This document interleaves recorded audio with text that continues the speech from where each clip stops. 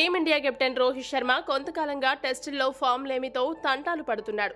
స్వదేశంలో కివీస్తో జరిగిన 3 టెస్టుల సిరీస్లో నిరాశపరిచిన రోహిత్ శర్మ ప్రస్తుతం ఆస్ట్రేలియాలో జరుగుతున్న బోర్డర్ గవాస్కర్ ట్రోఫీ సిరీస్లోనూ పేలవ ప్రదర్శన చేస్తున్నాడు. ఈ నేపథ్యంలో రోహిత్ శర్మ టెస్టులకు రిటైర్మెంట్ ప్రకటించాలనే డిమాండ్లు ఊపందుకున్నాయి. అటు బ్యాటర్గా ఇటు కెప్టెన్గా ఫెయిల్ అవడంతో రోహిత్ శర్మ కూడా తన టెస్టు క్రికెట్ భవిష్యత్తుపై కీలక నిర్ణయం తీసుకున్నట్లు సమాచారం. సిడ్నీ వేదికగా ఆసీస్తో జరిగే 5వ టెస్ట్ తర్వాత టెస్టు కెరీర్ కు గుడ్ బై చెప్పాలని రోహిత్ శర్మ నిర్ణయించుకుని ఇదే విషయాన్ని బీసీసీఐకి కూడా చెప్పినట్టు తెలుస్తోంది.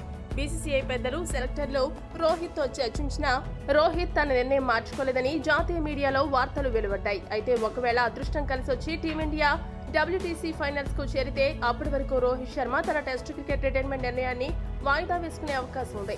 అలా కాకుండా ప్రపంచ టెస్ట్ ఛాంపియన్షిప్ ఫైనల్ కు టీమిండియా అర్హత సాధించకపోతే సిడ్నీలో కంగారులతో జరిగే 5వ టెస్టు రోహిత్ కు కెరీర్ లో చివరి టెస్ట్ అవుతుంది. టెస్టుల్లో గత 11 ఇన్నింగ్స్ లో రోహిత్ శర్మ ఒకసారి అర్ధ సెంచరీ సాధించగా మిగతా 10 ఇన్నింగ్స్ లలో 15 పరుగులు కూడా చేయలేకపోయాడు. దీనిని బట్టి అతడు ఎంత దారుణమైన ఫామ్ లో ఉన్నాడో అర్థం చేసుకోవచ్చు. రోహిత్ టెస్ట్ క్రికెట్ కు రిటైర్మెంట్ ప్రకటించడం సరైనదేనా? మీ అభిప్రాయాన్ని కామెంట్ చేయండి. మరిన్ని స్పోర్ట్స్ అప్డేట్స్ కోసం మా ఛానల్ ను సబ్స్క్రైబ్ చేసుకోండి.